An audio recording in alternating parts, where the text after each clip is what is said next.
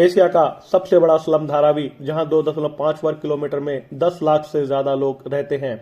अब इस पूरे एरिया का रीडेवलपमेंट होने वाला है। अडानी ग्रुप ने 5,069 करोड़ रुपए में टेंडर हासिल किया। धारावी के स्लम एरिया को रीडेवलपमेंट करने की बोली अडानी समूह ने जीत लिया है। अब इसे विचार के लिए सचिवों की समिति के पास भेजा जाएगा।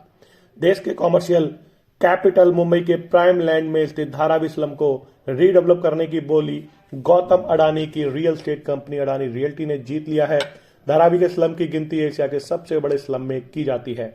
अडानी रियल्टी ने डीएलएफ जैसी दिग्गज रियल एस्टेट कंपनी को पीछे छोड़ 5,069 करोड़ रुपए की बोली लगाकर धारावी रीडेवलपमेंट प्रोजेक्ट को हासिल कर लिया।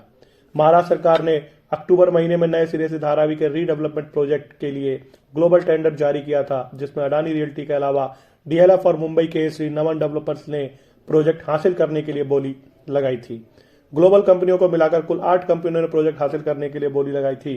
धारावी रीडेवलपमेंट प्रोजेक्ट के सीईओ एसवीआर श्रीनिवास ने बताया कि अडानी ने सबसे ज्यादा 5,069 करोड़ रुपए की बोली लगाई, जबकि डीएलएफ ने 2,025 करोड़ रुपए की बोली लगाई थी। उन्होंने बताया कि टेक्निकल कारणों के चलते श्री रमन डेवलपर्स की बोली को खोला नहीं गया। अब अडानी के बोली को राज्य के सचिवों की कमेटी के पास भेजा जाएगा। महाराष्ट्र सरकार किसी कंपनी के साथ साझेदारी कर धारावी स्लम एरिया को रीडेवलप करना चाहती है, जिसमें लीड पार्टनर के पास 400 करोड़ रुपए के साथ 80% इक्विटी होगी, जबकि राज्य सरकार के पास 20% इक्विटी रहेगा। इस प्रोजेक्ट के डेवलपमेंट से झुग्गी झोपड़ी में रहने वालों को फायदा होगा, साथ मुंबई शहर को बेहतर बनाने में मदद मिलेगी।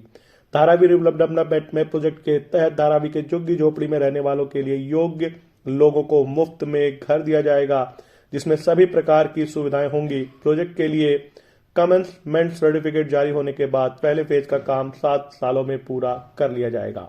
माना जा रहा है कि 17 साल में इस प्रोजेक्ट को पूरा करने में समय लगेगा।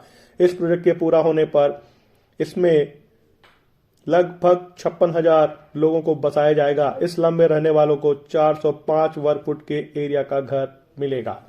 गौतम शांतिलाल अडानी का एक भारतीय अरबपति व्यवसायी हैं। यह अहमदाबाद स्थित बहुराष्ट्रीय समूह अडानी समूह के अध्यक्ष और संस्थापक हैं, जो भारत में बंदरगाह के विकास और संचालन में शामिल हैं। अगर बात करें तो वे अडानी फाउंडेशन के अध्यक्ष भी हैं, जिसका नेतृत्व मुख्य रूप से उनकी पत्नी प्रीति अडानी करती हैं। उन्होंने 1988 में अडानी समूह की स्थापना की और उन्हें अपने व्यवसाय के संसाधनों रसद, ऊर्जा, कृषि, रक्षा और एयर स्पेस सहित अन्य क्षेत्रों में फैलाया। फोर्ब्स के अनुसार उनके परिवार की कुल संपत्ति 8 दिसंबर 1921 तक लगभग 79.6 बिलियन अमेरिकी डॉलर होने का अनुमान है। फोर्ब्स के अनुसार वह एशिया के दूसरे सबसे धनी व्यक्ति और दुनिया के 13वें सबसे धनी व्यक्ति थे। अडानी का जन्म 24 जून 1962 को एक मध्यम परिवार जैन परिवार में शांतिलाल और शांति अडानी के घर अहमदाबाद गुजरात में हुआ था। उनके 2 भाई बहन हैं। उनके पिता एक छोटे कपड़ा व्यापारी थे। उन्होंने अहमदाबाद के सेठ चिमनलाल नागिनदास विद्यालय स्कूल से शिक्षा प्राप्त की। उन्होंने गुजरात विश्वविद्यालय में वाणिज्य में स्नातक की डिग्री के लिए दाखिला लिया, लेकिन दूसरे वर्ष में बाद वो बाहर हो गए। 1978 में अडानी महेंद्र ब्रदर्स के लिए डायमंड सार्टर के रूप में काम करने के लिए मुंबई गए। 1985 में उन्होंने लघु उद्योग के लिए प्राथमिक पॉलीमर का आयात करना शुरू किया। 1988 में अडानी ने अडानी एक्सपोर्ट की स्थापना की, जिसे अब अडानी एंटरप्राइज के रूप में जाना जाता है। अगर बात करें तो 1991 में उन्होंने धातुओं, वस्त्रों, कृषि उत्पादों के व्यापार में कारोबार का विस्तार किया। 1995 में अडानी को मुंद्रा बंदरगाह के प्रबंधन की अनुबंध मिला। आज कंपनी सबसे बड़ी निजी मल्टी पोर्ट ऑपरेटर है। 1996 में अडानी समूह की बिजली व्यवसाय